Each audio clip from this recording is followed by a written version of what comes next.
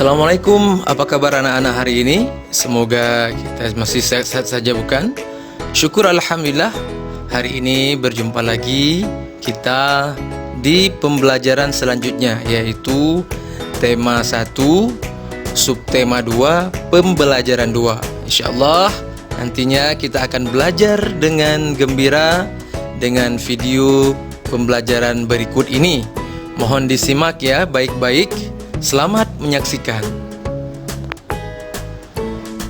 Sekarang amatilah gambar yang ada pada buku tema kalian. Nah, terus coba kalian jawab kira-kira dari pertanyaan berikut. Nah, kira-kira yang pertama, kegiatan apa yang tampak pada gambar tersebut? Benar sekali, yaitu bermain bola. Nah, yang kedua, kegiatan di atas termasuk permainan yang menggunakan apa? Ya, tepat sekali, menggunakan kaki. Nah, yang ketiga, tempat yang aman untuk melakukan kegiatan tersebut biasanya di mana? Tentu saja, pasti di lapangan. Nah, yang keempat, apa saja yang harus dilakukan sebelum melakukan kegiatan tersebut? Ayo coba tebak. Ya, tepat sekali, pemanasan.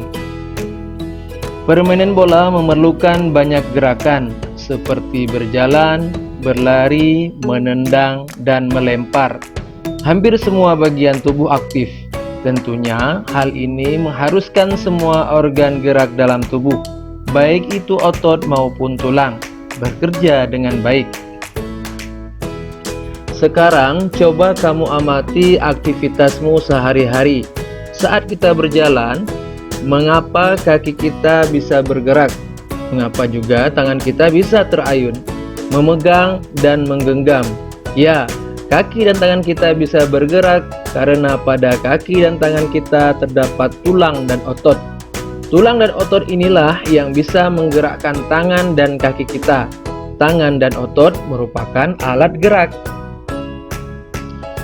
Organ gerak pada hewan dan manusia memiliki kesamaan.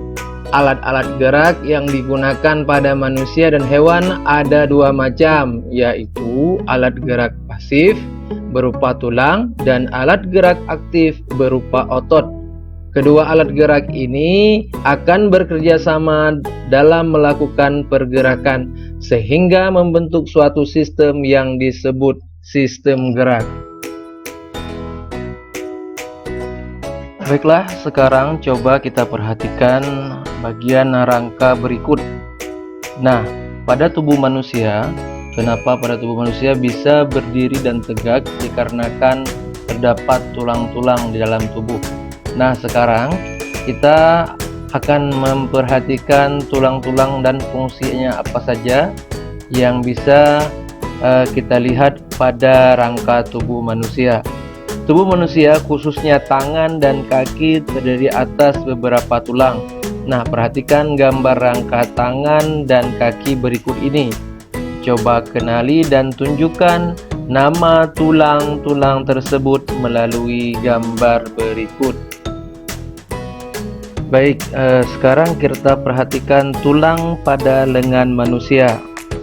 Tulang pada lengan manusia, yang pertama tulang lengan atas, itu berfungsi untuk membuat gerakan menjadi lebih bebas.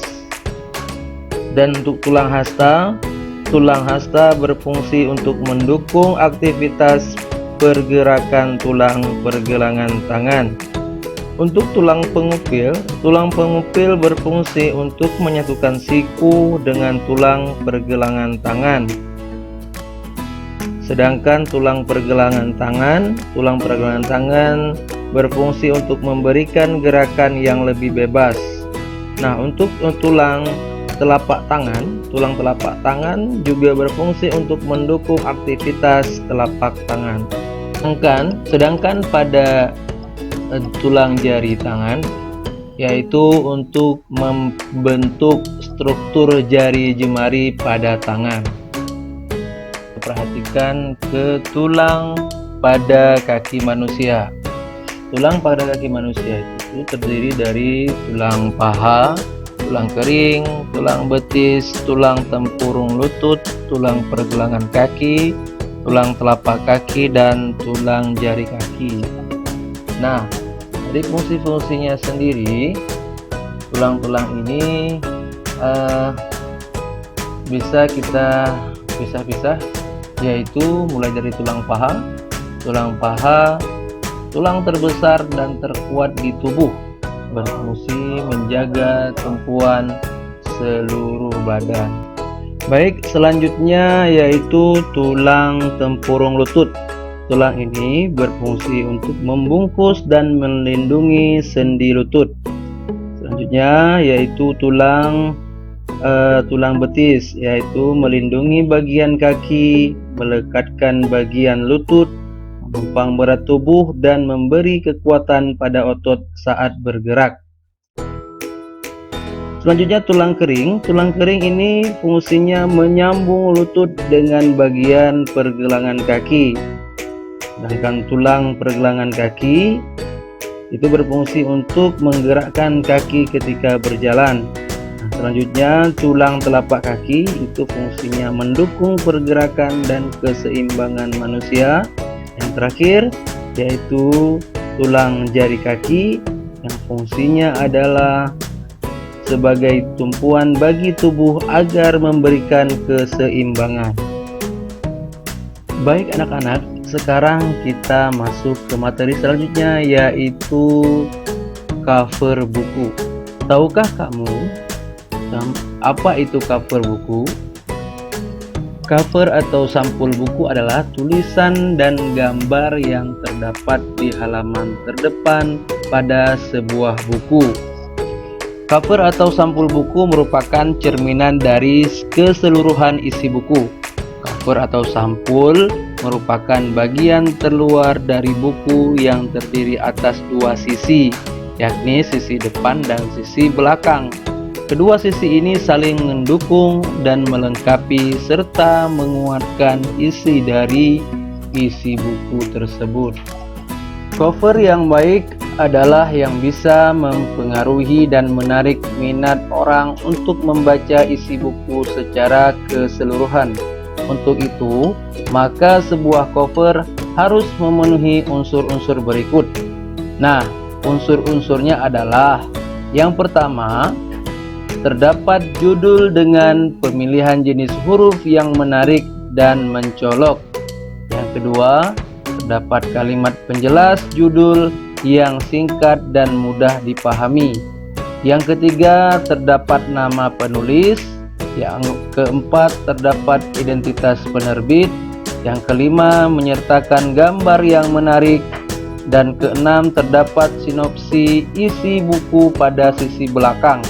Yang terakhir, 7, terdapat identitas buku pada punggung buku.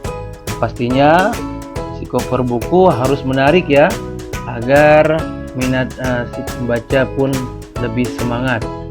Baiklah anak-anak, cukup sekian dulu video pembelajaran kali ini. Insyaallah kita akan berjumpa lagi di lain kesempatan. Assalamualaikum warahmatullahi wabarakatuh.